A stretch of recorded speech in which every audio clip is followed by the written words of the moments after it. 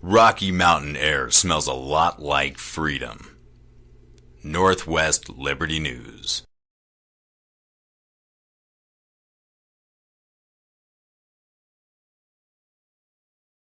You don't have to look too far in the news to see these days what the type of situation we find ourselves in this country.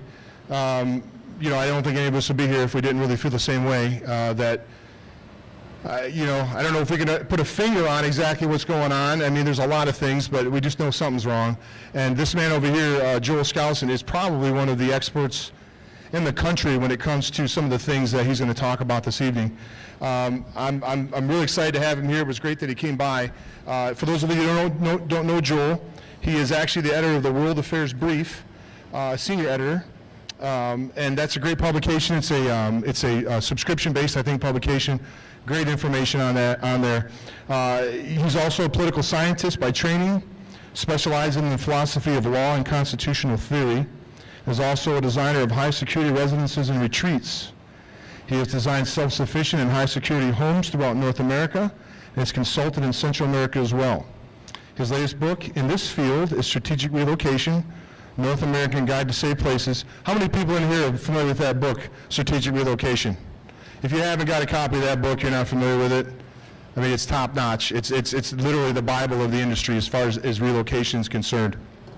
And Joel is active in consulting with persons who need to relocate for security and increased self-sufficiency. He also assists people who need to live near a large city to develop contingency retreat plans involving rural farm or recreational property. And I know, Joel, when you were on the radio today, and we talked about some of the things, and some of the things that he has to say tonight, if we talked about what we talked about today, are kind of chilling, I guess is maybe a word to say. Just really, it's his, and we'll talk about it, but it's his thought that there is going to be a thermonuclear war. It's just a matter of not a matter if, it's just a matter of when. So I know he's going to talk about some things about afterwards, about how to survive it, and just a whole bunch of great things. We're so excited to have him here tonight, so let's put our hands together for Joel Skousen. It's good to be in Ron Paul country, and even better to be in Chuck Baldwin country. Chuck is a very close friend of mine, and we've worked together for many years, and this is the first time that I've come up here since he's come up. I've come up here many times before to either consult with or design homes for people in this valley. It is highly recommended in my book, Strategic Relocation. I was just speaking at the Spokane Sustainable Preparedness Expo yesterday, and I must have had a dozen people come up to me and say, I'm here because of your book. But you guys blew that away. I've never before been in an audience where 50% already have my book. So a lot of you are probably here because of those recommendations. I want to start out and give the first half of my presentation a World Affairs briefing.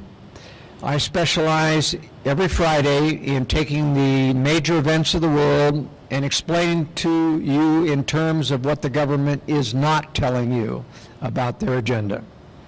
And I know a lot of you suspect, but I'm going to go into some detail so you'll know what the full agenda is. I know a lot of you understand that the war on terror is phony, and it's been done to be able to denigrate your rights and give them an excuse to change the Constitution. All that's happened.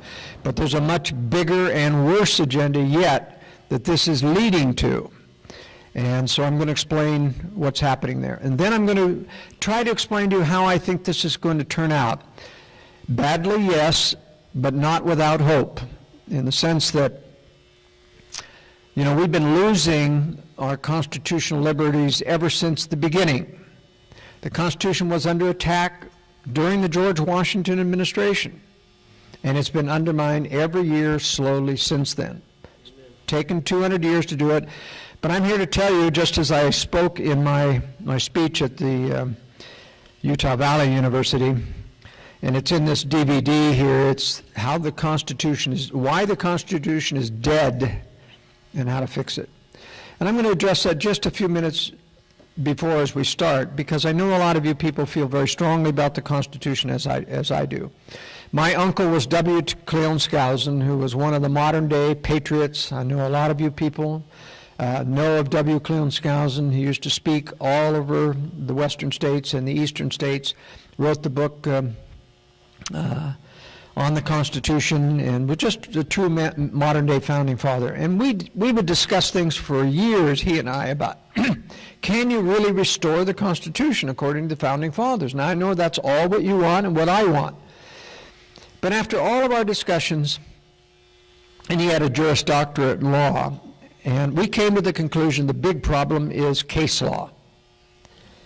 The big problem is case law. It's not the Constitution, except that case law is built upon interpreting the rather general language of the Constitution. Now, there was no doubt in the Founders' Father what they meant when they wrote the Constitution, but it was only one big page. You've ever seen the Constitution? One page. And the language is not specific enough to keep the socialists from driving truck holes through the Constitution. And that's what case law is all about. And that's what's interesting. If you ever go talk to the establishment attorneys and things, say, we want to restore the Constitution, say, I don't mind. I'm all for it. You don't mind? But we want to change it. And I say, what do you mean change it? You don't have to change it. We know how to interpret the Constitution. Oh, no, we don't want to interpret the way you do. We want to interpret the way of the founders. Well, how's that? Where is that written specifically? Where is it written specifically how the founders interpreted it? It isn't. Oh, yes, there's the Federalist Papers, and it does some interpretation, but it's nowhere near specific to keep the powers that be in the courts and the lawyers from interpreting in the way they want to. The language is general, and they can stretch it. The Commerce Clause, I mean, if anything crosses state boundaries, we can regulate it because of the Commerce Clause. So we kind of came to the conclusion, that the only way to really restore the Constitution is to rewrite it in tight legal language. It does two things. I'm not talking about a constitutional convention, because I know that would run away from us. I know that they would control it. There's no way that we're going to... I mean, can you imagine? Would Montana send Chuck Baldwin to the Constitutional Convention? No. Or Tim Baldwin? No. They're going to send an establishment attorney there. We're not going to get what we want in a constitutional convention. So what you have to do within the Patriot movement, and I'll explain this relative to what I think the silver lining of a horrible war that's coming may give us. You have to prepare in advance to know how to restructure the Constitution so it can't be interpreted away. Now, if you go to my website, joelskousen.com, you'll see a place on the left-hand side called Law and Government. If you open that up, I talk about the principles of liberty that are inherent in the Founding Fathers, and I talk about a few things they missed. Now, that isn't blasphemy. The Founding Fathers did not foresee the kind of sophisticated socialist attack in their day. And even fundamental rights. Do you know our founders didn't have a workable definition of fundamental rights? The Bill of Rights are really a listing of the common civil rights of the time. They're not a uniform definition of fundamental rights. And so that has left open a wide open door for the Supreme Court through the 14th Amendment to expand rights and say, now you have a right to a job, a right to an education, a right to health care, a right to not be discriminated against. But it's not a workable definition. And it's wide open, and they keep expanding the false rights, which diminish your true rights. When Martin Luther King died, I was the token conservative, chairman of the Conservative National Committee in Washington, D.C., who would consent to be interviewed on, nobody else in the conservative movement wanted to be interviewed on the death of Martin Luther King because they knew they were going to put you up there to crucify you.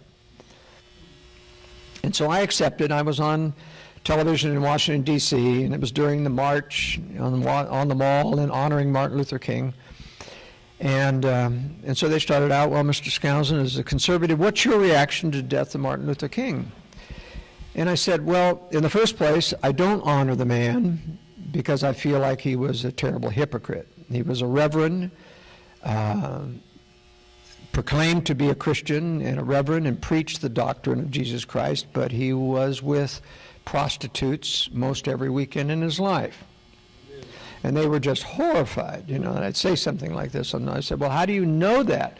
I said, because I just talked to Assistant Director of the FBI, Patrick Gray, And I asked him, what are in the documents that the courts locked away for 50 years after Martin Luther King died? What are they hiding in those documents? Now, I expected Gray to tell me that this was full of his communist connections. He said, no, there is some of that, about 3 file cabinets out of the 15. Says, but a dozen of those file cabinets are full of our surveillance of his pornographic and incestuous and other activities. 13, it was 13 file cabinets, 2 of the communist connections. And he says the highlight of that, of course, was when he was going to Stockholm for his Nobel Peace Prize, and he was with various blonde prostitutes all night. And we got it all on tape. And that's what the courts hid away, so that they could make a martyr out of the man, so that they could parade him before the people and they wouldn't know that he was a supreme hypocrite. I said, but my major objection to the entire civil rights movement is that it is a violation of one of our own fundamental rights. And boy, that really made the reporter take a double take. And he says, well, how so? How is the civil rights movement a violation? I says, because it is a fundamental right of each individual to associate or disassociate with anybody he wants to on his own property. And a private business is your own property. And so just as with free speech, I have to defend the right of a person to say obscene things on his own property. He can't say it necessarily in public, but he can say it on his own property, in his own business. I have to defend the right of a person to discriminate. Much as I would decry racial discrimination, I have to defend the right, because if we don't have the right, if government can intervene and say, you have to associate with this, you cannot make that discriminatory judgment, what discriminatory judgment can they also enjoin you? Well, we've seen that grow. Now you can no longer discriminate against overweight, against age, against sex, and against homosexuals, even in your private property. Because the Supreme Court has interpreted the Constitution to say if you offer anything to the public at large, it becomes public. It does not. Just because I open my restaurant to the public, I can still put a sign up there saying I reserve the right to serve anyone I want.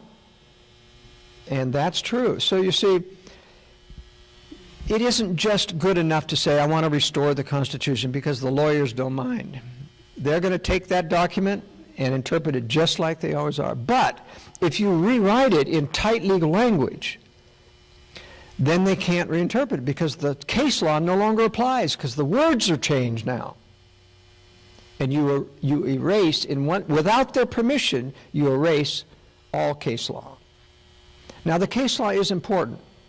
There's nothing in the Constitution that mentions corporations, bankruptcy, other specialty types of law, which you have to derive from a Constitution, and they've done it by deriving it ad hoc. You really want those things outlined in a Constitution so that you limit lawmaking power. That's the purpose of a document, so that you see, I'm against term limits.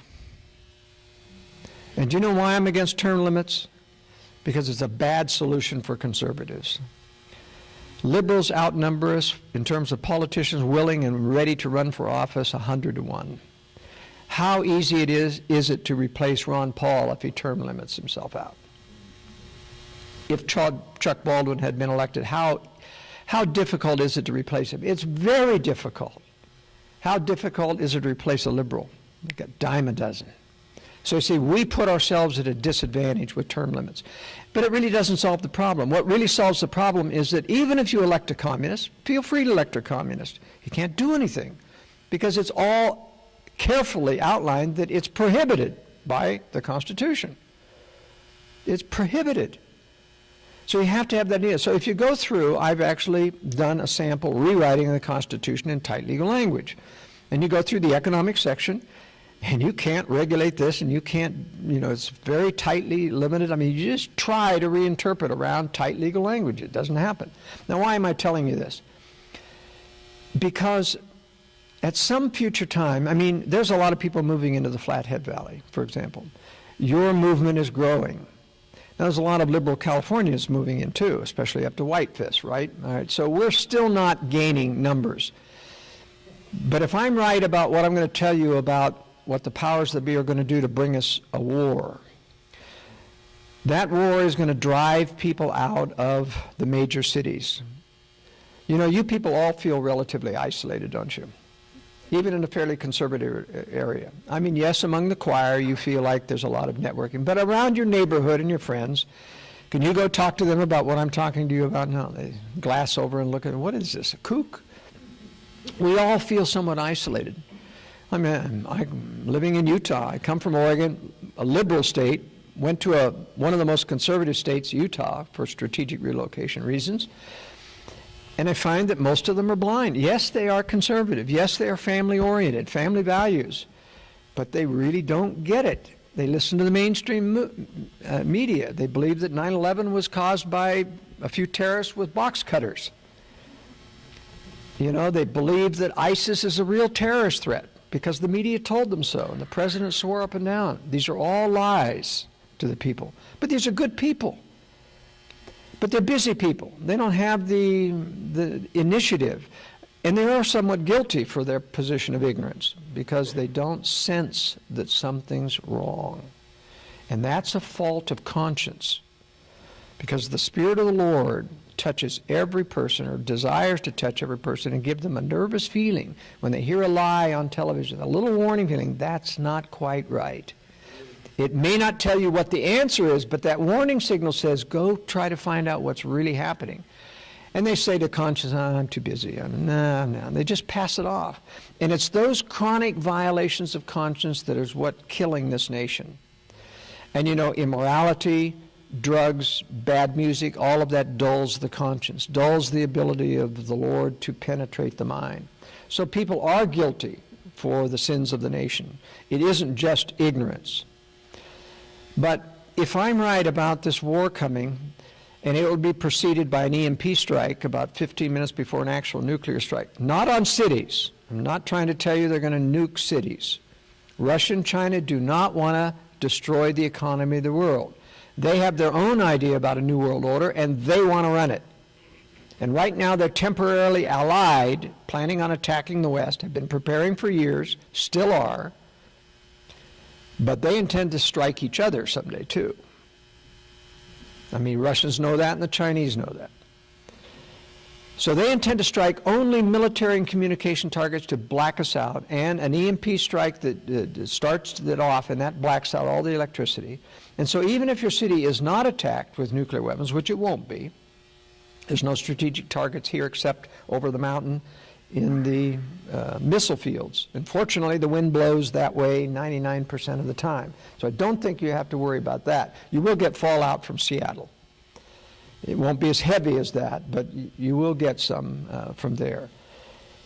But what's going to happen is that when you don't have any electricity, in 3 days, all the food's gone, there's no water, there's no electricity, everything's starting to rot in the refrigerators, and people start to pillage, panic, and move out.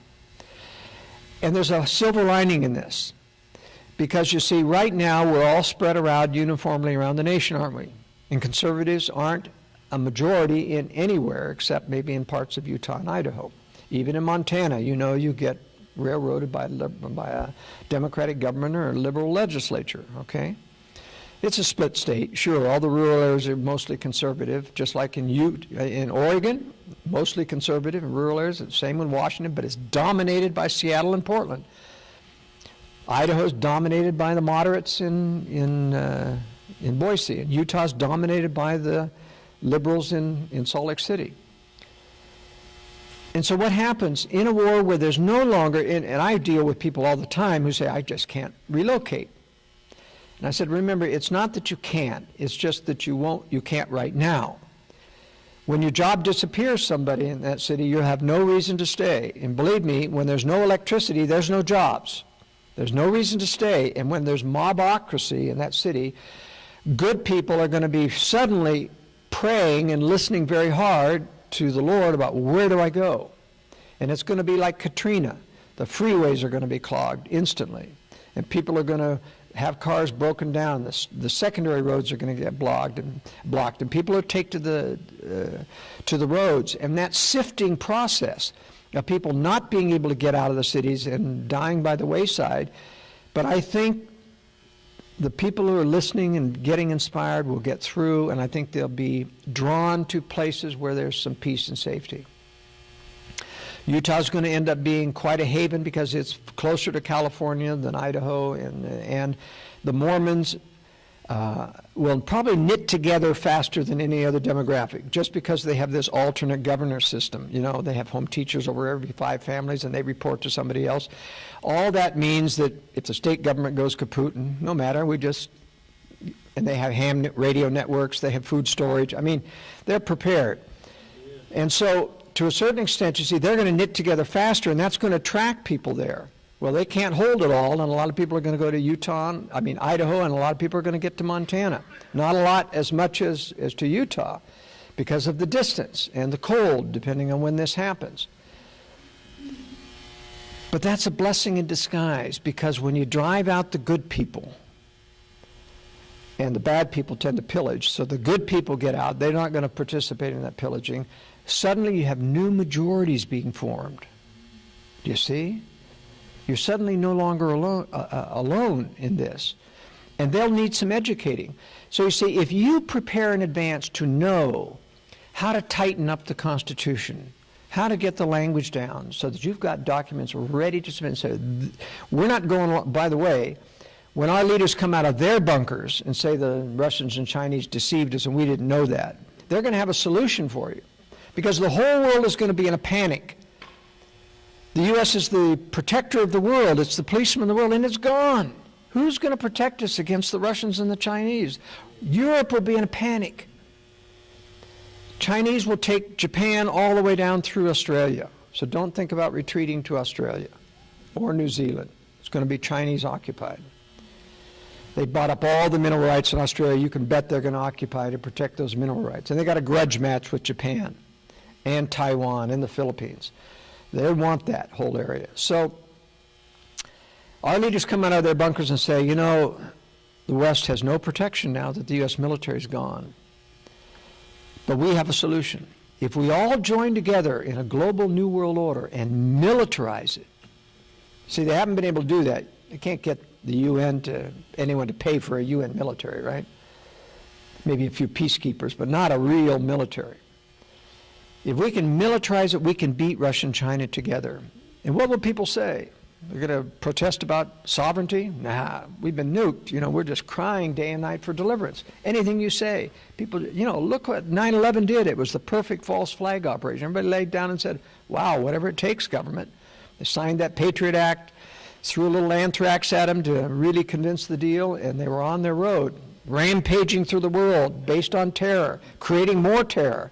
Now they've created ISIS. And now they've got to have an international coalition to fight ISIS, which is what I'm saying is practicing building the New World Army. Now, they're not going to call it a New World Army, but they're practicing. I'm a former military pilot and aviator, and I can tell you, coordinating a joint combat air command with French pilots, not Iraqi, but yeah, there's some Iraqi pilots, some Arab pilots, Saudi pilots, French pilots, German pilots, that's a nightmare. It takes practice, and they're starting to practice. Do you think the U.S. needs those other pilots? We got plenty of planes. We didn't need that coalition. We didn't need to go ask the Arabs to supply pilots. Why are we doing it? To practice building an international. Not because they're going to say suddenly, okay, we're going to now transition this into a worldwide army. No, they'll wait to the nuclear war. But you see, they've already done the practice. That's what all this EU stuff about is, using crisis to force people, and they're resisting, into centralized banking, centralized control over austerity measures, etc. What they're doing is getting people ready, and they're resisting. Look at the Scottish independence movement, and that starting an independence movement in Catalan, Barcelona, Spain, and that's starting one in Tibet, and that's starting one in... The world wants to rebel against globalism. But that's why they're going to give you the war, because they know that people are going to rebel against globalism. They like sovereignty. The French like the French. They don't like what the Euro's doing. The Scots, or at least half of them, and that's because the Scots have become soft, at least half of them want independence. One time, Helmut Kohl, Chancellor of Germany, in 1997, was speaking after the Maastricht Treaty was being debated. They had this economic union. They're talking about a currency union. And there was a great deal of resistance. You know, who's going to control this? You're going to print your own currency in each state. Who's going to control how much they print if they all print euros? And it's still a problem today. That's what caused the euro problem with the bailout of the banks. They couldn't print but 3.5% each nation because Greeks print euros and Italians print euros, but they're limited. So they secretly borrowed it all. And they went out on it because it wasn't prohibited. You could borrow anything you want. They all went out on a limb. That's how the euro crisis started. But you see, you can't stop socialist countries from expanding. There's a constant public demand for more benefits. And the only thing that stops the growth of those benefits is hardship. You run out of money. And as long as they can print, they won't run out of money. As long as they can go into debt, they don't run out of money. But pretty soon you run out of enough debt that you're stuck. And then the bailouts start. And that's the position we're in. But what's happening is that they will, Helmut Kohl said to them something very strange. This is well after World War II, 1997. He says, if you don't do this, if you don't get together on this European Union, this is a matter of war and peace. And everybody looked at each other. What do you mean war and peace? There's no sentiment for war here. How is this going to cause a war? They couldn't figure it out. And when the journalists tried to ask him, he wouldn't answer. He just clammed up. But he let it out of the bag. This is a matter of war and peace. Here's what he really meant. He was a globalist. He knew that if you keep resisting, we're going to give you a war that'll force you into it. That's what he meant. And it was a hint. And now we're seeing that war. And it's very deceptive. I mean, what you're all seeing is it's just a war on terror, but it's not just a war on terror. The war on terror is merely preparation. You know, foolish people like Glenn Beck, you know, even though he's sincere, I don't think he's a plant, but he's foolish. He's bought into the neocon argument that the worst threat for the whole globe is what? The Muslim threat. It's not. They created the Muslim threat. They've always been cannon fodder. The Muslims have never, ever since the Ottoman Empire, and the only reason they conquered is because they were good at swords. But once gunpowder and cannons and everything else, you know, the Ottomans were out. The Arabs have never been able to invent anything like the West. You can't conquer the West without your own indigenous. All the Arab armies are armed with what? Western or Russian weapons. They haven't created anything of their own, except Iran is trying. And that's why Iran's in the crosshairs of the globalists. They're the first Muslim nation attempting to build their own indigenous weapons. So it's not just nuclear weapons. They are trying to get a nuclear weapon system. But they're building rockets, they're building tanks, they're trying to build, you know, drones, fighters, and other things, and it's not very good. The North Koreans are helping them with the benefit of the Chinese. The Russians are helping them. They're getting technology. And even the CIA is the one that actually gave the Iranians the original nuclear plans, but they were sabotaged to slow them down. They gave it through the Pakistani CIA group that gave Pakistan nuclear weapons, and they leaked it to the Iranians, but the plans were wrong. Well, the Iranians finally figured out what was wrong and fixed them. And so they're starting to, but the CIA is the one who did it. Why did they do it? Because they knew they'd have to take down Iran. They wanted an excuse to take them down, so they give them something, nuclear weapons, so that you got an excuse to go in and get them. That's why the U.S., when Russia, long caravans, took all the biological and chemical weapons out of Iraq prior to the Iraq War, they never did have nukes, and it was falsified about the weapons of mass destruction. But the U.S. knew and was tracking the Russian convoys taking all that stuff to Syria. And the U.S., why, I asked, because I saw that happening, I said, why isn't the U.S. blowing the whistle on that? Why are they letting the Russians get away with that? Why aren't they broadcasting? Why are they continuing to insist in Colin Powell before the UN that all of these things are weapons of mass destruction still in Iraq, and they aren't in Iraq? The U.S. knew they were in Syria. And that's because they knew it would give them an excuse to go into Syria. Because you see, since 2004, Israel has been tasked by the globalist. There was a leak in a globalist meeting in the city of London in 2008 talking about 2004, we've tasked Israel to attack Iran, and they've not done it yet. And it was discussed in there that the reason they haven't done it, they're demanding that the U.S. take care of Syria first, because they know that there'll be a retaliation from their attack, and Syria's got most of the missiles and most of the chemical weapons. And so what does the U.S. do? They falsify Assad putting chemical weapons to his own people. They shipped in chlorine gas and gave it to the rebels and said, go gas the people, and we'll blame it on Assad. And so that was able to gin up this war against Syria. And the U.S. last year was on the verge of attacking Syria. You all remember that. And the British said, hey, we're not going along with that. And I'm afraid, let me shut this thing off. So in any case, and this shows that the globalists don't have complete control. John Kerry gets up before a London press conference, and a journalist asks him, is there any way that anything that Assad can do to stop this attack that we all know is coming? And Kerry, off the top of his head, oh, sure, they could just give up their chemical weapons and we wouldn't be able to attack. And wham, Syria says, we accept. And Russia, we accept. You can imagine the tongue lashing that Kerry got when he got off that podium that day. You fool! You just ruined the whole thing. We can't attack now. We just gave him an excuse. You just gave him an excuse, an out. So ever since that, you'll notice the U.S. has been trying to say that Assad is in violation of the agreement, trying to get a reason to go back in and attack.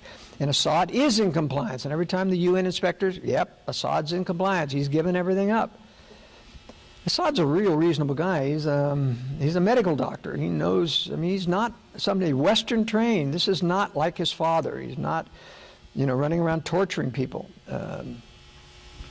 But he knows the globalists have got him in his crosshairs. He would not be stupid enough to gas his own people. He would not be stupid enough to launch airstrikes against the U.S. as it comes in to fight Syria. And that's what the U.S. would like. Yeah, come on up and strike so that an excuse to take you out. He's not that stupid. So the U.S. in this ISIS, they create ISIS, and I can prove it, not only because of the fact that we know from an intelligence leak that we had a training base in Jordan for ISIS, that through Saudi Arabia and Qatar we were giving arms and ammunition to building up ISIS, that they got part of the Benghazi weapons, that we killed Ambassador Stevens over in order to cover up for that transfer to these radical jihadists, but we were actually creating them. I think, and the Mossad is very much involved with a lot of this. They are the best ones at infiltrating Arabs. They have Mossad agents in every Arab country, including Iran, in every rebel group in Syria, in Assad's government. They had a high-level agent in second in command in the military in Assad for many years until he got captured and killed. I mean, these guys are good. So you can bet the U.S. doesn't have blonde, white-haired, SEALs in there infiltrating jihadists. They've got Mossad people in there, and they're good. And I think they're directing these terrorist organizations. But the proof that the U.S. knew about this is there's no way you can have a so-called terrorist organization come out of nothing within 6 months and build up enough weapons to do a physical attack on Iraq without U.S. satellites knowing about it. In fact, the U.S. did know about it.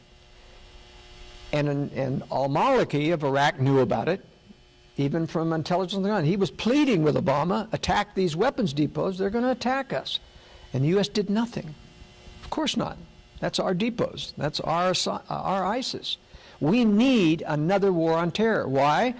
Because the effects of 9/11 were wearing off. I mean, everybody was claiming to be al-Qaeda, and the U.S. people, don't give me al-Qaeda again. And al-Qaeda's a threat, and al-Qaeda's going to be coming across the border. They could have been coming across the border since 2001, and we haven't had a single terrorist attack across the wide-open Mexican border. What's stopping them? Think about that. They haven't got enough money to send somebody across to Mexico and walk across the border with a bomb? Oh, but they're going to do a 9/11. They're going to load all 3 World Trade Centers with explosives. Oh, sure. That's simple compared to walking across the desert and blowing up electrical pylons or railroad tracks or setting yourself with a car bomb in a mall. It just doesn't make sense. The only reason that we haven't had real terror in the United States is because the terror is controlled by our government. They're not controlling each individual terrorist. Those people don't know that the CIA is running the show, but the leaders of those terrorists do, and that's why they don't send them to do the easy acts of terrorism. They keep them under control. This is a rigged game, and it's not because the Muslims are the threat. Muslim terrorism and Muslim immigration has been created by the West. We're the ones, and the EU is the ones that opened the borders to Muslim immigration. And look what the disaster it's caused in Europe. And look at the disaster that open immigration has caused in the United States in terms of crime, illegitimacy, and taxpayer things. And yet we won't spend a measly $2 billion to close the border. And even when we legislated, Bush wouldn't close the border, and he was a Republican. They control both political parties, ladies and gentlemen. This is a rigged system. And don't think they're going to give you Hillary Clinton in the next election. There's enough resistance in the United States. We're tired of Obama. They're going to give you a Republican, a very controlled Republican. And if it's not Chris Christie, they're beloved because he stuck his foot in his mouth. You know, they will still try to redeem him, but then they've got a whole list of other people they're going to try to throw up, from Jeb Bush to Marco Rubio to half a dozen other mainstream Republican hacks and things. It's so bad, by the way, the scenario, that even Mitt Romney's trying to come back and say, you know, and considering coming back. And let me let you in on why Mitt Romney didn't get elected. Now, even though you know, a lot of people think I should be for Mitt Romney, you know, because I'm from Utah, but I'm not. I never have been for Mitt Romney. I'm a Ron Paul person because he's principled. And that's the first enemy. They had to get rid of Ron Paul. They wanted him even less than Romney. But Romney was a chameleon. Romney was trying to please the establishment. Here's a big businessman, very successful. This guy's smart. He's no dummy. Okay, he knows how to run a business. He knows how to make millions of dollars. And how do you do it? You buy the best and the brightest minds and you hire them, and they do the work for you. So he goes to Michael Chertoff and Associates, or he's one of his leaders, whispers it in his ear, he's the one to run your campaign. You know, Michael Chertoff is the Darth Vader of the black side of government. Been deeply involved in 9/11 and in the DHS and the scanner scandal, of which he had money involved in this. I mean, this guy looks like Darth Vader, you know, if you look at Michael Chertoff. So Mitt Romney, naive Mitt Romney, hires Michael Chertoff to run his domestic staff and his foreign policy. And he hires all of the CFR people that he can find. So Mitt Romney's surrounded by CFR people. He's taking every neocon position except one. He warns about Russia. He did that on his own. His advisors didn't like that. He said, no, Russia's a threat. He was right about that. But his advisors eventually got him to quiet down about that. Took all the other neocon positions, bending over backwards to please the establishment, because that's how to get elected. You know, he'd be mainstream, just like he did in Massachusetts. Compromise, compromise, compromise. They still didn't want him. How is that? You know, they still didn't want him. In fact, they had to eliminate at least 8 million votes to defeat Mitt Romney. Now, how do I know that they eliminated 8 million votes electronically? Because they're claiming that 8 million people less voted in 2012 than 2008 because there was less enthusiasm. Now, you think about it, less enthusiasm for Romney than John McCain? You know, John McCain is anathema to the conservative movement. Here's a guy who betrayed the MIAs, who confessed to war crimes, and the CIA had to pay the Russians $1 million for the Vietnamese videotapes they have of John McCain selling out the MIA or the POWs. I mean, this guy is a traitor, and yet we view him as a hero of the MIA. He sabotaged, along with John Kerry, the MIA POW hearings. Anytime anyone came before them with evidence about POW still alive, they would crucify them. They would try to get him out of the room. Just ruthless. This guy is a hack. Immoral to boot. Just the scum of the earth. And they foisted him upon us because why? Mitt Romney was running in 2008. And they tried to give us Rudolph Giuliani first. Remember that? The cross-dresser? Times Man of the Year. When they made him Times Man of the Year, I knew they're going to run him for president. And sure enough, America's mayor, riding on that 9/11 reputation. You know, he was involved in 9/11. The firefighters hate him. They knew he knew about the towers coming down. They knew he knew to get out of Building 7, and he didn't warn the firefighters. New York firefighters hate Giuliani. He was involved in the corruption of Bernie Kerik and all of that routine. But they were going to redress him as America's mayor by putting him on Time magazine, making him here, riding on the 9/11 patriotism, okay? It wasn't flying. Before the second primary came out, his poll numbers were in the basement, and they knew, uh-oh, something's going to be, we got to have him withdraw from the primary. Remember that? Giuliani says, I'm not going to run in these primaries. Why? Because I don't want to show that I don't have any support. But they knew that number 2 was Mitt Romney. And so in one day, one weekend, 6 liberal Democratic newspapers came out and endorsed John McCain, and he came from 2% poll numbers to 15%. Of course, you can rig the poll numbers too, and they helped in both those. But 6 Democratic newspapers endorsing a Republican? This was so, on its face, the manipulation of the media coming out of the closet and showing their hand of how much they can control the election. And that's why when they rigged remember how everyone was changing their primary dates, everybody wanted to be first instead of Iowa? And every one of the Democrats and the Republican National Committee said, if you change your primaries before Iowa, New Hampshire, we will not allow you to participate in the convention. So what is it that the establishment was sacrosanct about Iowa and New Hampshire to keep them the first in the primaries? It's because they're very manipulable. They can set the pace for the whole thing by manipulating the electorate of those two. Why? They got a lot of independents. Iowa, remember the stubborn, streak that Iowans have. It's not really all that stubborn. It just means if you get them tilted in a certain direction, they don't turn around. So the media can manipulate the Iowans, and then all of a sudden they can endorse who the establishment wants and get them a leg up, and then they get a leg up in New Hampshire, and then suddenly in Florida they are solid. But it didn't work. So they had to resurrect John McCain out of nothing to keep Mitt Romney, and then they had to destroy Mitt Romney. They brought Huckabee into the race 30 days after Mitt Romney filed, specifically to use to poison the Christian vote against Romney on the basis of Mormonism. They knew that there's this natural conflict between evangelical Christians and Mormons, and so they said, let's get Huckabee to get in there, and we'll make sure that Romney can't win any of these conservatives. I mean, regardless of what you think about the Mormons, this is the establishment doing real dirty politics, okay, and we ought to all be against it. Well, and so Romney didn't make it in 2008, but he came back, and notice what they did in 2012. There was what they called the surge miracles.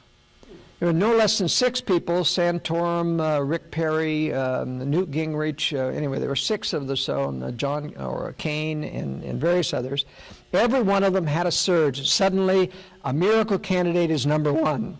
And the primary come along and they go to the bottom, and the next one would surge, Santorum, and they'd had to surge Santorum twice even.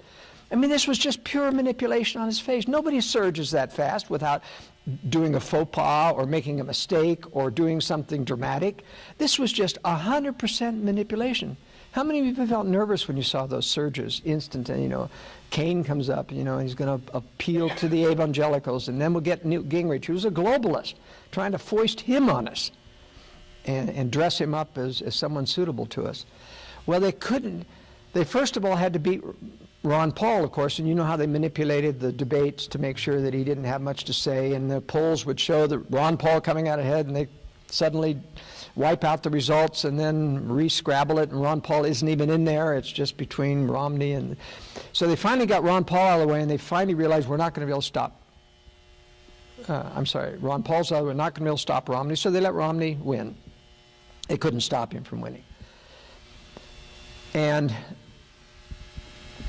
But they had to stop him from being elected. So you don't have dirt on Romney. He's been faithful to his wife. So you can't control him that way. You can't blackmail him. Every other puppet president has dirt a mile high, including Chris Christie. And that's why he didn't want to run in 2008. He knew, I need time to be able to let the powers that be cover up for my skeleton full of closets, or closets full of skeletons. And But Romney, they didn't have dirt on. So what's the worst thing they could pick up in the campaign? They send a Democratic hack in there to record everything he's saying. And he makes this off-the-cuff remark about 40% of Americans being poor, et cetera, and they just blow that out of proportion, you know, and make him look like a rich ogre. I mean, that's the worst you can do to Mitt Romney, but it has its effect. Not enough, though. They had to bury 8 million votes to make him, because I can tell you, it was probably 10 to 12 million votes, there weren't 8 million people less voting in 2012 than in 2008, I'll tell you. It wasn't. There was at least a third more enthusiasm to beat Obama in 2012. Even so that the evangelicals swallowed their objections to the Mormons, and most of them voted for Romney. I mean, you're not going to vote for Obama. They still didn't want him, and that's why they had to kill the votes. And I'll tell you why. Because, you see, even though Romney would bend over backwards to please the establishment to get elected, a person who they don't have dirt on and is a Christian and is moral sees Benghazi going down and sees somebody in the National Security Council tell General Ham to stand down and don't let any rescue happen to the ambassador, he wouldn't stand for it. And they wouldn't be able to lever it, you know.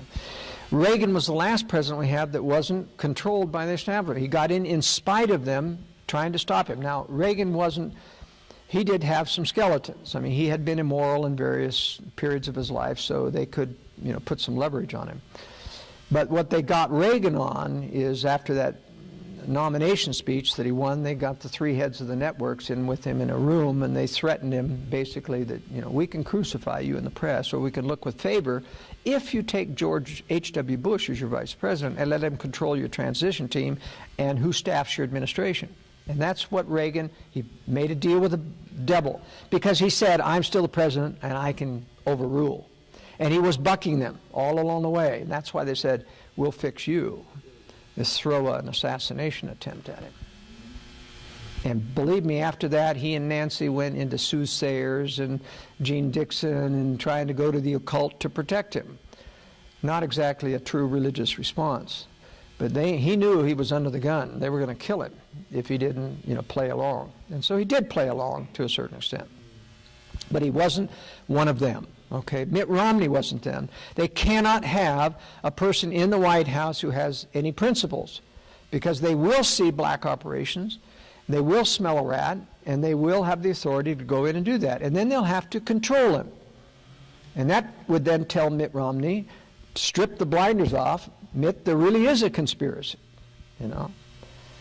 I mean, shame on Mitt, a Mormon, the only version of Christianity that has a scripture in the Book of Mormon that warns people about secret combinations in your government in America.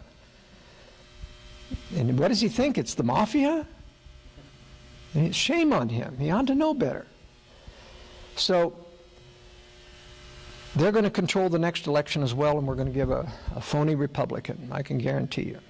And if we get a World War III during that time, what better time than have a Republican to rally the flag and get people to go join in the New World Order.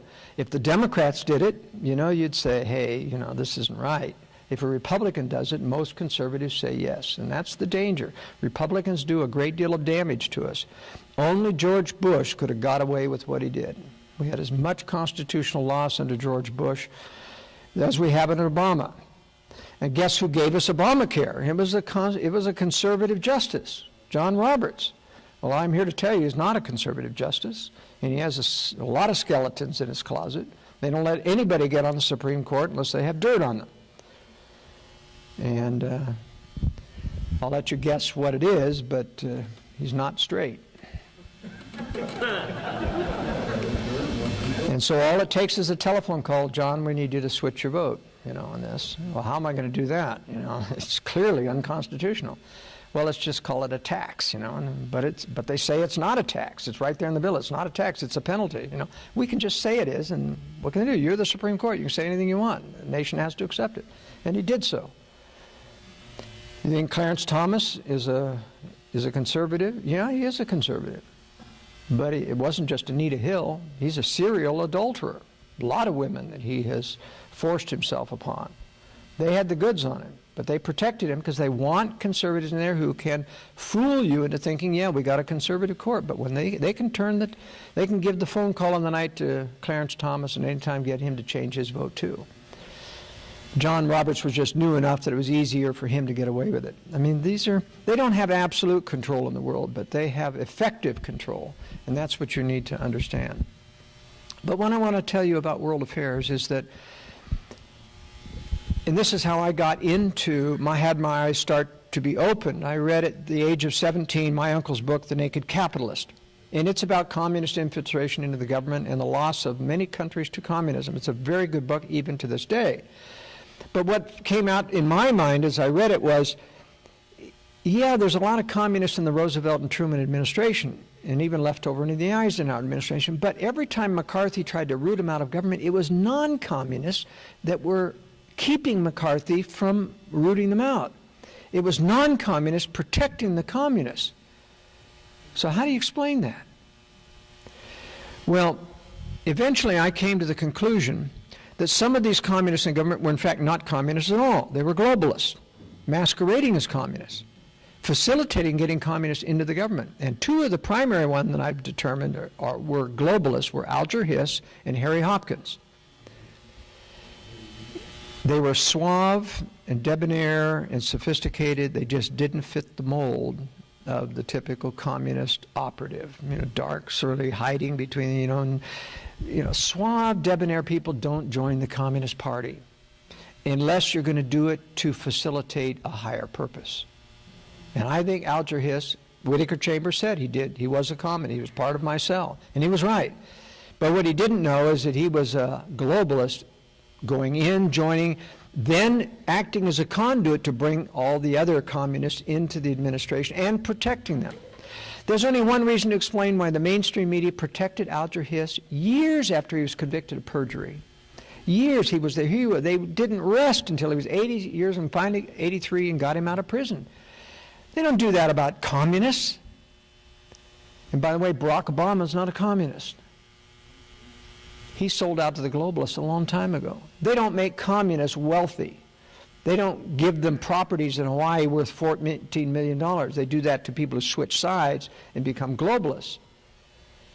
Barack Obama never made over $60,000 in his life. How do you afford a $3 million mansion in Chicago and $14 million property in Hawaii? Over $60,000. It doesn't compute unless you got insider deals like Hillary and Bill Clinton.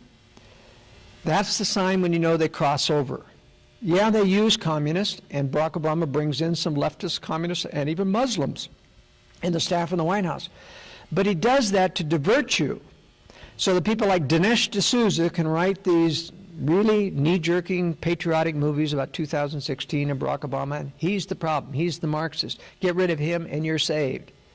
I knew Dinesh D'Souza in Washington when he came. I was there. He was a young guy coming in, and he had this fast track. I couldn't believe how a guy from India, with a pretty strong accent, suddenly gets rising within conservative circles, and I was a hardliner in conservative circles, and everybody was against me, and yet he was rising, and clearly he was taking the path of the conventional conservative. Don't ever mention conspiracy, go after communism, go after, the left, just like Fox News does. Yeah, they'll attack socialism, they'll attack Obama, but you talk about 9/11, and Hannity and O'Reilly come out and crucify you. And that's a telltale sign that they're not on our side. Just like Rush Limbaugh used to talk openly about conspiracy, used to believe in it. Then he made that $1 million contract, for his radio. In the next broadcast, his listeners were used to discussing conspiracy with him, and they start talking, and Rush starts to lambaste him. You don't believe in that crap, and stuff. And what do you mean, Rush? We talked about that and baloney, and he just started to crucify people. He got the word. You don't do that.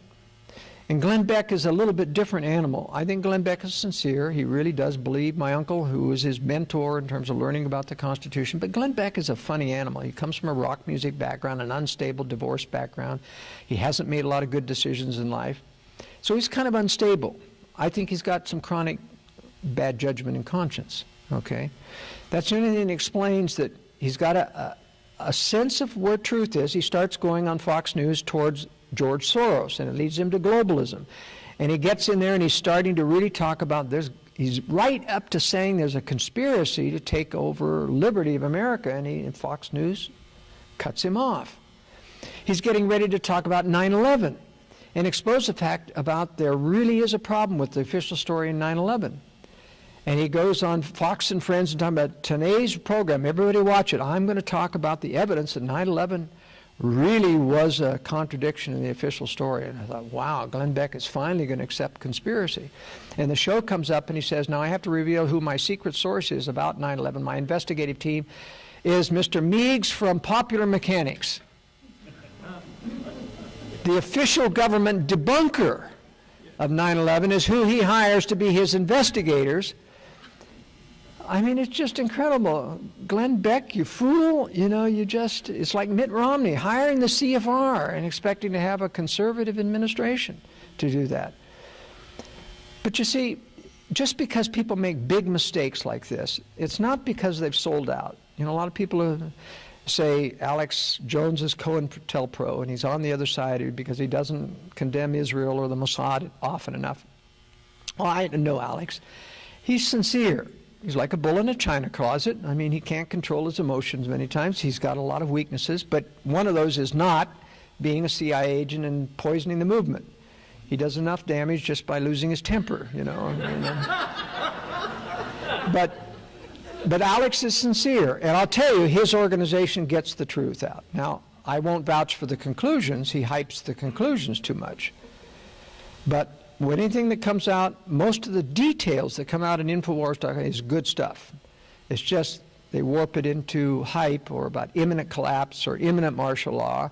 They don't understand that the globalists are not going to give us an excuse to believe in conspiracy. And all they have to do is, like in 2010, the phony man in the FEMA jacket who's supposedly whispering to the sheriff's office, don't tell anybody, but there's going to be a bank holiday tomorrow. Get your money out of the bank. Can you imagine that? Don't tell anybody, but go get your money out of the bank. Everybody runs out and tells everybody to get their money out of the bank. It was a fraud. I knew it was a fraud because he started out by saying, now this is a Christian. A Christian wouldn't lie to you. That's the way you can always tell a fraud. A true Christian doesn't need to say, I'm a Christian, you can believe me. You can read it in their face. The Spirit can witness to you. But a phony Christian will brag and try to put on these phony credentials. And so the disinformation people know that, and they always start these things. Now, this guy's a good Christian. He's in the military, the special. He saw 1,000 Russian troops, descend on a plane, and they're going to have troops taking, and there's 300,000 Chinese troops across the Mexican border, and they're getting ready to invade. I know you've all heard those things. These are disinformation. And they've done to discredit the movement. And they also do it to track who you are. The NSA is tracking all NSAs. They planted that story about the 2 billion rounds that were bought by DHS. Never happened. They didn't buy 2 billion rounds. They ordered 2 billion rounds, but it was a trap. It's to say, let's track this all through the internet, and who gets upset and who starts to do, and we'll put them on our list. So when you see these real flamboyant stories, be careful not to start relaying them, because you're putting yourselves on lists as they're the extreme, they're the dissidents, they're the people we got to lock up someday. You see, it's a little more sophisticated than you think. It's not just about, this great evil DHS. They couldn't use 2 billion 9mm rounds in 3 world wars. So you have to look at the reality of what's actually happening. But what they're leading you to, and what I wanted to say in general about the War on Terror had a couple of things. First of all, they need to accustom people to globalism. They need to accustom people to losing your liberties and to getting used to oppressive and heavy-handed police action and militarization of police. And that's what Ferguson was all about. That's what the Boston Marathon was, to provoke a massive militarization of police, to test the ability of people to be rousted out of their house with their hands over their head without a warrant, and to see how many people would protest. And almost nobody protested. Americans are like sheep. But you see, they are slowly accustoming to it. It doesn't mean that they were going to keep at the slow pace, but they have to accustom to you. I mean, there's very few people now who will, can go before a court and say, The government doesn't have a right to surveil. The courts have all but said, yes, they do, as long as it's metadata. Well, they're lying to you. You can't get the metadata until you get everything and then separate out the content. And why would they separate out the content? That's an extra expensive process. They don't separate out the content. They're keeping it all. Have been before 9/11, through telephone wiretapping and things. So the government's lying to us about this thing. But the real target is not terror, because government is responsible for most of this terror that's going on. The real target is you. It's dissidents. They're building lists. They know there'll be resistance. They're going to take down dissidents in the United States. The real purpose of the ISIS thing is twofold. Building up ISIS as a phony terror boys. One, to expand it from Al-Qaeda, replace it with a bigger terror threat that requires an international coalition that gives us a justification to start practicing weapons and attacks with joint multinational forces. And the second one is to get into Syria again. And you'll see that within 6 months or so, Assad will be taken down. And once Assad's down, mark my words, suddenly the U.S. will say, Iran is violating this gracious agreement we gave them, which stopped. Remember, there had to be a reason why Iran suddenly was under the gun, and then all of a sudden, Syria was in abeyance, and the U.S. offers Iran a peace treaty. And Kerry announces at the end that Iran has agreed to stop so many of their centrifuges and give up half of their enriched uranium. And the Iranians said, no, we didn't agree to that at all. I got the paper to prove it. Isn't this interesting? The U.S. got together and didn't require anything of Iran. We just want to have a peaceful agreement. We just want to keep talking. We won't require anything. Just go along. And so, okay, we'll go along. And then they announced to the world that Iran had agreed to things they didn't. It's because the U.S. couldn't go to the world and say, we don't have any agreement from Iran, but we've agreed to be peaceful. They had to say, we've agreed to have a peace treaty with Iran because we've got these concessions. And Iran witnesses and has the proof that there were no concessions, except the agreement to continue talking. You see, they were just faking. It's just like in 2007. Remember the NIE of 2007? That's the National Intelligence Estimate of Iran's nuclear and capable problem. And they suddenly come out after years of saying Iran is trying to build a nuclear weapon. 2007, the CIA comes out and says Iran is no longer trying to build a nuclear weapon. They've given it up. And Iran kind of rolls their eyes, did we? And you have to, I asked myself, wait a minute, what's going on? There were 3 aircraft carriers ready to attack Iran in September of 2007. And suddenly the NIE comes out. They're not a threat. The aircraft carriers come home, and we stand down. Why? Because they're worried about Ron Paul. He was gaining in the polls, very strongly anti-war. Had they gone through and attacked Iran without sufficient provocation, there wasn't sufficient provocation, it all would have accrued to the value of Ron Paul, and he would have been the focus of everybody in the nation, of the Democrats, the independents, the libertarians, and the conservatives who know what they're doing would have supported Ron Paul. And so they had to diffuse that by saying, attack on Iran is off. And how do we justify it? You can't just withdraw the forces and say, hey, how come the aircraft carriers came home? You have to change the NIE so that there's no longer a threat. And in 2008, after Ron Paul's through, Iran is violating. They're back on it. They're starting it up again. It's just incredible. But American people just listen to the news media. Oh, okay, that's interesting. Yeah. The media is full of really critical thinking people. But you'd never know it by the way they treat these kinds of things. You can't tell me they couldn't have seen this. I'm not the only smart guy in the world to see these massive contradictions. What about the military generals? Looking at wait a minute, what's the change in the NIE? They can go up and call up the White House and find out what's going on. They didn't say a thing. Yes, man, all. So forget about these internet rumors about the 200 generals that were going to overthrow Obama, and that's why they were all removed. A bunch of internet disinformation again. In the World Affairs Brief, I went through and covered about a dozen of those, specifically why they were relieved, all for different reasons. And there were only 2 that, in fact, had bucked Obama. Generals Ham and Admiral Goyette over Benghazi.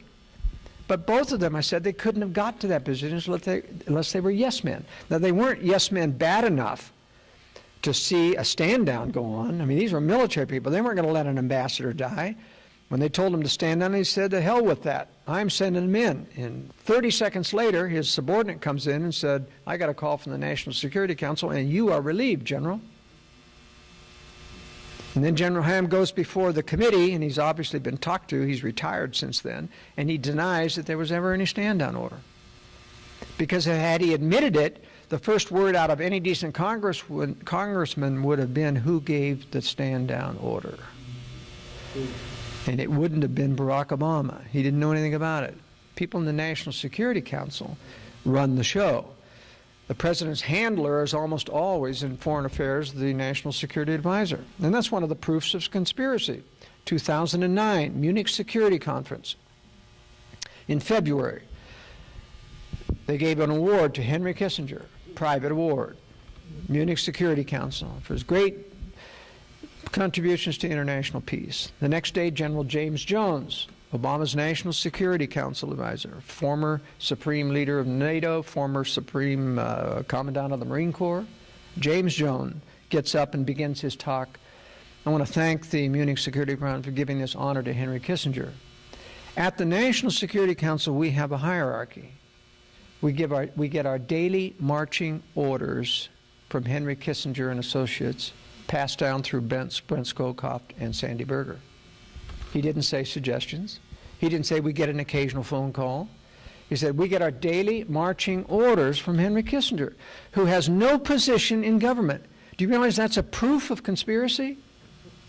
And you check the CFR website for speeches, go to James Jones, 2009, the Munich Security Conference, it's still there in black and white. You can download it. They've got to be super confident now that we're powerless to keep up proof of a conspiracy. Has any media ever covered that speech? Has anyone ever mentioned this? How is Henry Kissinger giving daily marching orders? I mean, this should be big news. This should be a scandal. This is proof of controlled media. It's incredible.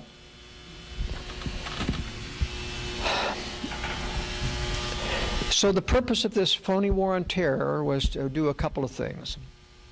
Yes, there is the control of oil agenda in the Middle East. Part of that is involved in the ginning up of these Arab liberation movements, the taking down of Libya and Egypt. In Libya, there were 30,000 Chinese oil workers, and they got driven out by our attacks by NATO on Gaddafi and removing Gaddafi from power. You see, there was an 8-point plan approved by President Roosevelt prior to World War II to provoke Japan into attacking Pearl Harbor. Reference Day of Deceit by Robert Stinnett, and he documents all of that thing. The 8-point plan to provoke, and not only that, that they knew that Pearl Harbor was being attacked to the very hour and refused to warn. Okay? Now, Robert Stinnett, I thought, man, this guy must believe in conspiracy. I mean, he's just wide open. But the opening paragraph, mainstream publisher, opening paragraph, he says, this is somewhat understandable. We had to get into the war, and there was an isolationist spirit of the United States. And you say we couldn't let. So here's this guy justifying killing 3,000 people in Pearl Harbor to get us into World War III. Well, no wonder a mainstream publisher published the work. He wouldn't have published unless they got that first introductory paragraph justifying it, to prepare people to accept that Franklin Delano Roosevelt killed 3,000 servicemen and there was responsible for it. In our government, and I'm here to tell you that the 9/11 attack was a government operation from beginning to end. Hiring the terrorists, training them on airliners in Saudi Arabia, and that's why Saudi Arabia is involved all across 9/11. That's what the hidden 28 pages that Congress wants to declassify is about Saudi Arabia keeping, supporting these terrorists. And by the way, the terrorists on the list, the official 9/11 list, weren't the actual terrorists who were flying the airplanes. These were people working for the CIA, and at least 7 of them are still alive, so these were not the ones. And that's why the U.S. won't release any tapes at the airline gates to see who's going on board. They want you to know that the ones that were really hired. And those terrorists didn't die in the World Trade Center. Because if you see Pilots for 9/11 Truth, which I'm a member of, they have the videos of the air traffic control radar traffic patterns, and they see these airplanes go out over the Midwest and rendezvous with another airplane. Both of them make a 180-degree turn. One goes off this direction, and the other comes into Washington, D.C. or New York. They have that on at least 2 of those airplanes. And that shows that you probably had remote-controlled other airliners flying in, and that the terrorists took those peopled airplanes that they hijacked off somewhere else. We now know where Flight 93 went to. It landed at Cleveland Airport. That's why there's no wreckage. It was falsified. Now, Flight 93 did have a bomb on board, and there was an explosion because a United Airlines pilot was in contact with Cleveland Center and was visually in contact with Flight 93, heard the transmission where the terrorist, or CIA terrorist, hit the wrong transmit button, hit the transmit rather than the intercom, and said to the whole passengers, broadcast, this is a terror attack and we have a bomb on board, et cetera, and the United pilot, because Cleveland Center couldn't hear it, it was garbled, he relayed, this guy says that there's a bomb on board, et cetera, and Cleveland Center asked the United pilot, well, keep tracking, can you still see him? Yes, I can. All of a sudden, ooh, it was an explosion on that plane. He saw an explosion come out of it. And that's why there was luggage 9 miles from the so-called crash site and part of an engine and some other part, but no real wreckage. And the reason we know about Cleveland is that somebody saw an aircraft land in Cleveland and go and taxi up to the Nassau hangar and go inside the Nassau hangar. And that was Flight 93. Now they didn't know but they know that it was the same airline, etc. So ATC calls another United airliner that's still in the air and says, go land at Cleveland. We want you to divert to Cleveland. And so another airliner lands at Cleveland, and then it parks in another area of the airport. Why did they do this? Because they knew that there were witnesses to the first airplane going into the Nassau. To make it plausibly done, they had to have another one land that was identical so that they could say, oh, these witnesses were mistaken. Yes, there was a plane that landed, and he parked over here. And here's the proof. But we know that it was Flight 93, and that the stewardess recording, you know, where she talks about the guys with the knife and how they're going to threaten the airplane, etc. When you end up listening to that recording, at the end of it, there's a little thing that it's a little whispering message right after she ends her things, and it's someone coaching her saying, good job, good job.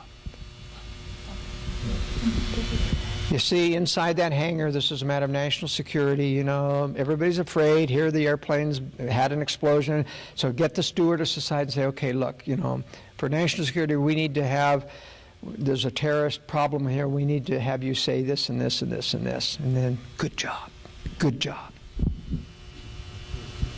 Very sophisticated thing. Could the terrorists have pulled this off? Could the terrorists have covered up the CIA? Could the terrorists have arranged to have a military exercise simulating 9/11, tying up all the fighter aircraft? I mean, this could only have been a government operation.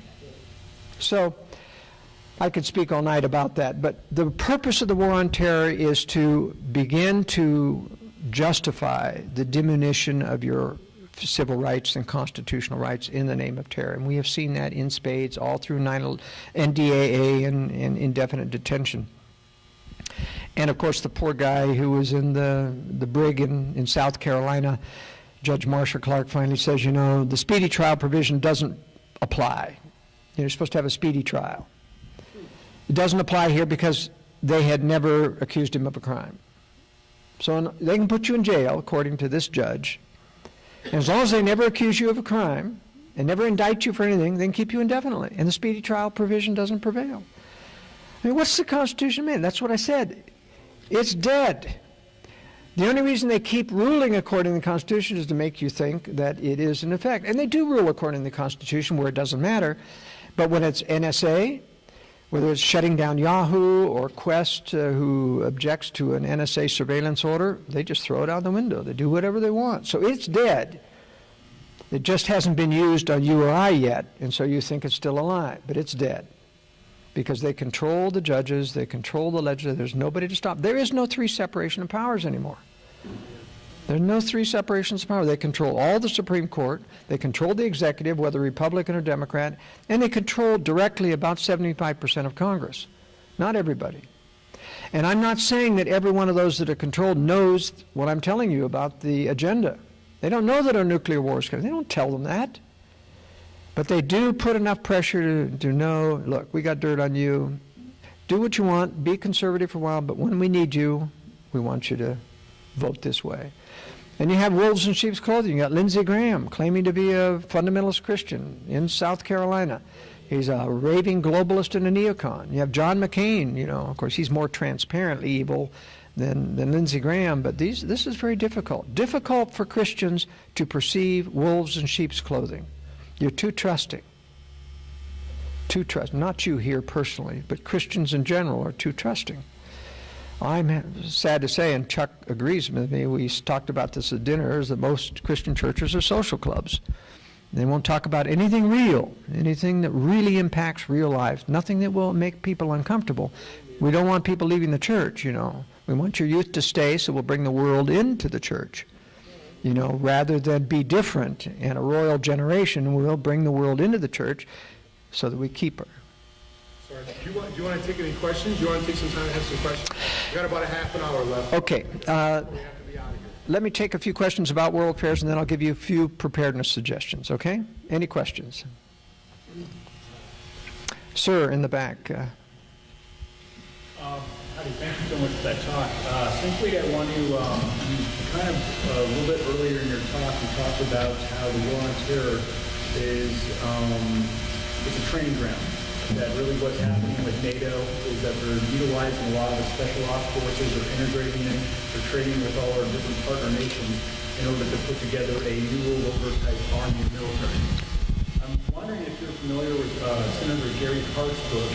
He wrote a book called Under the Eagle's Wing. It's a foreign policy agenda for 2009. I confronted him with my We Are Change group back in Colorado in 2008 about that. And in that book, he just totally spells out that exact thing. Yeah, he knew about it. He's a globalist. That's right. And just like, the guy who wrote Tragedy and Hope, he was proud of it, and he exposed it. And that's why Gary Hart never went anywhere after that. Because he was just too overcome. But these people know, some of them know about it, bits and pieces. But very few of them know this is leading to nuclear war. And remember, you can't get Americans to go into a global new world order without resistance. Remember, globalism is getting very unpopular. It's not winning. Don't take heart about that. It only means you've got to give you a war to force it upon you. And I'll tell you, when there's no electricity, you don't not only not have a voice, you can't communicate with each other. The government's going to be doing what they want, and when it finally comes back on, they'll already tell you after the fact, well, we formed a global combined to fight this because, while the electricity was out, we had to act in your behalf, and everybody will applaud. Who's going to say, no, I protest, I want the Constitution back? You see, it's just not going to fly. Nobody's going to listen to you. So that's the reason they're going to give you a nuclear war. A question over here. What is Israel's connection with the New World Order, the global? Okay. And what do you think their future relationship will be? Good question. What's the relationship of Israel to the New World Order, the globalists? Well, there are those who believe in a purely Zionist conspiracy. It's all Israel, they control the United States, and there are Jews everywhere, and they control everything. And it just isn't true. In fact, the Jews have sold out to the New World Order. Benjamin Netanyahu is a Kissinger protege. He was trained in the United States. They paid for his education, Kissinger and his, they gave him his first job on Wall Street. They set him up in politics in Israel by having him go back to Israel. Here he is in his late 20s, and he's going to put on an international terrorist conference. And who's going to come to it? George Shultz, George Bush, Henry Kissinger, Brent Scowcroft, all the big heavyweights. Israel's the size of the city of Houston. Any young buck who can come in and put on an international terror and bring all the heavyweights is a sudden, instant success. That's how Netanyahu got started in politics. So you see, every time he comes to Washington, he meets with Henry Kissinger before he goes to the White House to get his daily marching orders. Now, the Mossad has even longer, well before then. Menachem Begin was probably the last pro-Israel president in Israel. Everyone since then, Ariel Sharon and Rabin and all those were globalists. Rabin was killed, by the way, because he was bucking them, just like Ronald Reagan. Rabin was killed by his own people, shot by his bodyguard in his limousine after he got in there. But the Mossad has always worked hand in glove with the dark side of government because they're better than we are. They're more ruthless, and they do most of the international hits that the CIA would be rather inept at, and we want to have plausible deniability. We have an arm's length transaction. So the Mossad really acts as the execution arm. And Israel, by the way, has become the main conduit for the globalists to give nuclear and other technology to China. Do you realize that Israel has a vigorous trade with China on military technology? And we let them do it. We transfer it to Israel. We let them sell it to them. Oh, we didn't do it. And of course, Israel's protected by the very powerful lobby, bolstered, unfortunately, by mostly the Christian lobby. Because the Christians have learned to confuse God's biblical promises to Israel and the restoration of Israel with supporting the Israeli government. They say, I believe in God's promises about restoring Israel, but it's in spite of the government, not because of the Israeli government. Do you see what I mean? Yeah. There will never be peace between the Israelis and the Palestinians. Never be peace, and the globalists don't want peace. That's why Netanyahu didn't finish off Hamas. It's not that the Israelis are good and the Hamas is evil. They're both evil. The people are innocent, relatively innocent in between. Although I will say, having been to Israel many times, it's a very non-religious country. It's just like any other Middle Eastern country, honking, cursing, taxi drivers, and people shaking their fist out the window. If you think you feel the spirit of the Holy Land there, you're just really kidding yourself. You know, it's dry, barren, all the beautiful pictures of the Holy Land. 6-week period during the spring, it's green there, but that's it. It's just barren, rocky, you know. Only God can make, you know, a blossom of a rose, a place like that. He's purposely picked it, you know, and put down there people who think they're the chosen ones. But as he said to Abraham, I can make stones more the chosen people, you know, than you hard-headed people. So it's going to be purity of heart, as you know, and commitment to Christ that makes for the children of Israel, not by bloodlines. But the Lord's allowed them to think that because there's a certain arrogance and pride about that. But in general, they work for the New World Order, and the New World Order is bigger than Israel. There never will be peace. Joel, I go back quite a ways with you to the Utah Liberty conferences. Yeah.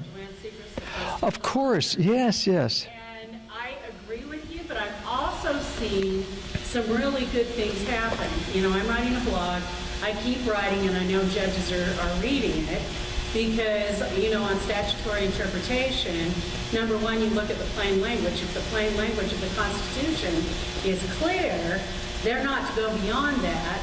But if it isn't, then you go to the intent of the Founding Fathers, which a lot of times you can find in the Declaration of Independence. No, they don't, though. They go to court precedent immediately after that. Well, I think some are changing. And then you've got history. Yeah, but they're not the higher judges. The higher judges are there are some honest judges, you're right, but they are always overruled by the appeals courts and above. Okay, well, this will make you go. I feel right, because when I went to the Supreme Court, they actually did, you know, support the Fourth Amendment and did a really good job and found that GPS tracking systems were in violation of the Fourth Amendment and reasonable search. Absolutely, because that didn't threaten their globalist thing. You see, they can rule with the Constitution to keep you thinking that they're okay. But they are coming. This was, I heard Justice Rice speak Friday at the Republican Pachyderm meeting here in Kalispell. And I was so excited to hear him because, you know, he is currently a member of the Montana Supreme Court. He has been for 13 years, and totally was going back to, you know, as close as they could get to the plain language of the Constitution and the basics, and being principle and, you know, concept-driven rather than case law. So I think there are judges that I'm seeing in certain states that are starting to go back to the way it's supposed to be, and it's, you know, it's... Let me tell you something. You know, I've been in this law circle a long time myself. These are all, look, you don't get to be on the Supreme Court of any state anymore unless you're predictable. Now, they can come and talk to conservatives, and I'll tell you, they know how to play to conservatives. But, and they don't require all of these judges to bend to their will. They allow certain judges to be conservative. But I can tell you, they don't allow them to get on the Supreme Court of a state unless they're controllable. But they don't want to blow the whole thing. He's free to be conservative. He's free to come your way, but he will never, and never was called, be in a majority. You will never see the states go towards constitutionalism, even though you'll see certain judges. So I'm opposing what you're saying very strongly, because I don't want to give people any hope that the judiciary is going to help us. They are not. They are very controlled. They will continue to be very controlled. And, you know, the Utah Supreme Court, for example, has quite a few conservatives on it.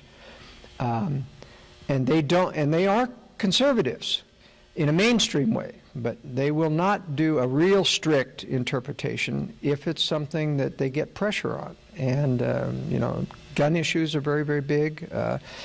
Nobody's tackling, not even Democrats, willing to overturn the Second Amendment. They'll wait till war comes when they can do that. Okay, so there's certain things they can't buy. They realize that there's a real uprising against this, and they're playing to your audience. John Roberts can come and give a very conservative speech to you, and so can Clarence Thomas, and make you real believers. But I'll tell you, you cannot trust them, because they are controlled. They wouldn't be where they are unless they were controlled. Now, I'll say that Justice Rice will probably never be required to turn on it unless they absolutely need his vote for something, and I can't see that. I mean, because they got enough majority that they don't need him to turn. But I'm just very skeptical that we're going to turn this around when the conspiracy has so many, they're so deep into these things, and especially the law profession. Sir, you had a question. Before America gives us a nuclear war, you think there's a possibility that as this country's embroiled in civil conflict, that Russia will give us a nuclear war and take America out, as many people believe? Well, Russia can only do that when they're ready, and they are intending to do so. They've been intending to do so ever since the beginning of the Soviet Union and their possession of nuclear weapons, okay? But they're afraid. They're afraid of the secret weapon systems that we have. They've got a very big problem in the military. Alcoholism is rampant. That's why they're turning to contractors, Blackwater types, you know, even in Russia.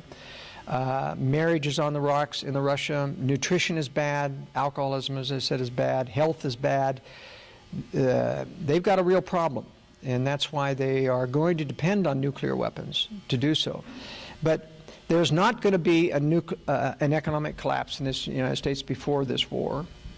There's a lot of hype on it. The disinformation artists are just plying the internet, and a lot of foolish but smart but foolish conservatives are buying into this and saying it's got to happen. We're a free market. It can't go on. It's got to collapse. Hyperinflation has to come. Peter Schiff, who I respect greatly, says hyperinflation. He was predicting this summer, and he's saying now it's going to be fall now. He'll be wrong. And I'll tell you why. It's a very simple thing. You can't have hyperinflation unless you have two things. A fairly modest, small money supply that you can double and triple and quadruple, you know, by printing very rapidly. And ours is 10 times bigger than any other currency, worth $200 trillion. The Fed can print $20 trillion a year and not exceed 10% of the money supply. That's not hyperinflation. And they're creating only $3 trillion a year. So don't tell me that their inflation, yes, it is. He's right. It's the only weapon they've got left is to create money. But because the base of dollars is so big, they can create a lot and not be hyperinflation. And it takes one other thing to make hyperinflation, which he's missing. Everybody's missing. Even my brother, the economist. You've got to have automatic indexing to get hyperinflation. How did the Germans have wheelbarrow full of $100,000 mark bills? How? because the government was automatically indexing their salaries, so it was increasing with inflation. So as inflation, and they printed, the salaries were keeping up, and everybody's getting hundreds of millions of dollars for salaries. Do we have that mechanism in the U.S.? We don't.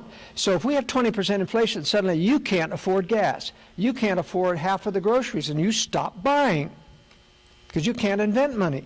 So you have stagflation. Now that is the reason you're not going to have hyperinflation. We don't have that mechanism. We had it briefly in 2008, remember? $500 billion, we're going to inject it into everybody's pockets who's a taxpayer, and we had the highest inflation rate in the United States in 2009 as a result, and they stopped it. Because they remember, we can't let inflation get up above, because then we have to raise interest rates, and if we raise interest rates, we'll hit the national debt ceiling much sooner. So they know we can just keep this going at sub 10%, and we can keep this going till war comes. And war comes, it's the war's fault that the economy collapsed. It's the Russians, it's not us, we're still your heroes. You see, and we have solutions for you. If they pull the plug, as Lindsey Williams' phony people keep telling him, they're trying to pull the plug on them, well, what's stopping them? You just don't increase the money supply. You just stop QE3 and the economy goes down. What's stopping them? There's no sign whatsoever that the establishment is trying to pull the plug on it. There's every sign that they're trying to keep it bailed out moderately. And they're walking this tightrope. So I don't think there's going to be an economic collapse. I think they want to just keep it milking along until war comes. And I think it's in the next decade. I don't think Russia and China are ready till the beginning of this next decade. Their newest weapon systems aren't coming on till 2020, 21, 22, and 23. So I think that's the window. I'm not saying war starts on 2020 or 21. I'm just saying that's when they will be at a minimum ready. Sir. Wasn't the minimum wage they're trying to do the same effect? They're keeping that. It's a one-time bump. Yes, you're right. But it only affects the lowest wage earners. It isn't a large part of the economy, and it's a one-time bump. It takes several years for them to bump it up again. When you start seeing, I mean, the proof that they're not letting indexing is Social Security is indexed. And they keep falsifying the inflation rates, so they say, oh, we'll give you a 1.5% when inflation's 6 to 9% real. So you see, they don't want hyperinflation. They're trying to keep it under wraps. Now listen, I'm coming out of time, so I want to cover some preparedness things first, and then I can field some questions afterwards, okay? But I want to give you some hope.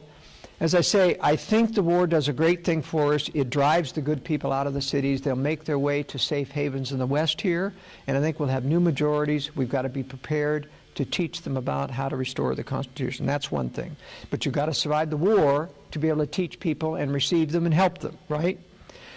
Seattle's a target. Bangor submarine missile base is there. It's going to get hit multiple times. All kinds of Navy in that area, air bases, etc. There's going to be a massive amount of fallout coming.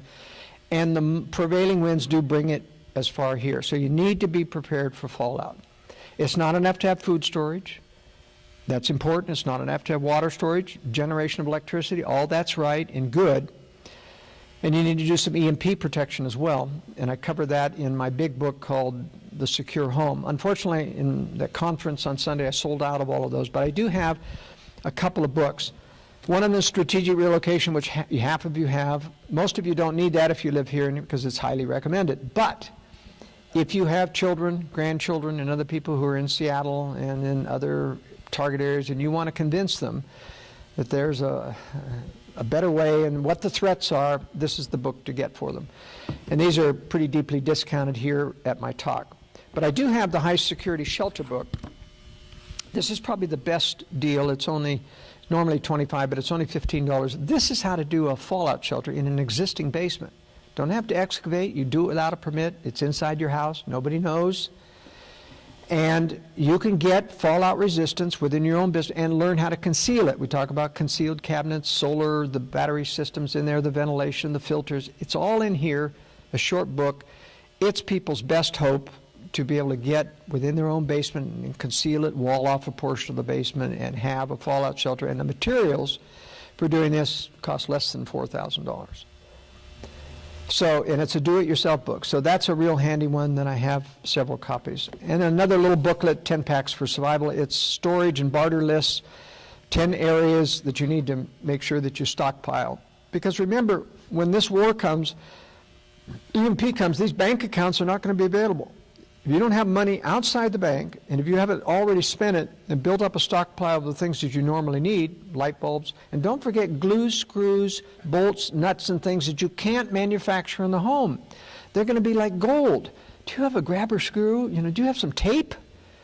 Duct tape. It really works. Stockpile it. It's like good barter. And also stockpile a lot of rice. I like wheat and beans and other things, higher protein level, but rice is great to give away to people who are starving. Just give them a handful. You don't have to shoot them. So hand out a handful. You can buy a ton of rice, and stockpile and hand it out to people and share, okay? And keep the better stuff and the long-term stuff hidden in your safe room. And by the way, don't call these bunkers. Don't use the B word on the emails. The NSA just loves that. Oh, there's the one building a bunker. Okay? This is a shelter or a safe room, but not a bunker. Okay? And it isn't a blast bunker anyway. If you're in a blast zone, spend the money to move. Don't buy blast valves. Blast valves are expensive. All these burying the ground have all these expensive blast valves. Can you imagine coming with a flatbed truck in your neighborhood and have a big crane put this big yellow fallout shelter into your backyard and cover it up? All your neighbors are going to be around that hatch waiting for you when a crisis arrives, right? That's why I like things in the house, in a basement. In the big book, The Secure Home, which I don't have, that's about remodeling and design and new construction. If you add an addition, drop a basement into it, especially under garages. Nobody expects there to be a basement under a garage. That's the best way to hide a shelter. And the worst thing about these drop-in-the-ground shelters is that the vents come out of the ground. There's high security, right? But you put your ear up to that and you can hear anybody whispering inside there, just like a microwave chamber. It amplifies everything. You want those vents coming up into a building, into the attic, or through the roof like a plumbing vent so that nobody can listen into you. And don't forget, in your security systems, you want to have a monitor down in the shelter. You want to know who's coming into your house when you're in a secure room situation. And these things have a tunnel-type exit or some type of exit so that you can get out if you find them, or they're coming through the door, or they're going to try to get a saw and come through the door, then you get out of the way. Lots of little hints in these books that will help you prepare. I know you only have so much money, but we need to do whatever we can and economize. We've got, I think, at least 5 years before we need this. And martial law isn't coming, and economic isn't coming until this war comes. So you've got some time to prepare. Don't waste it, but you have time. You don't have to panic.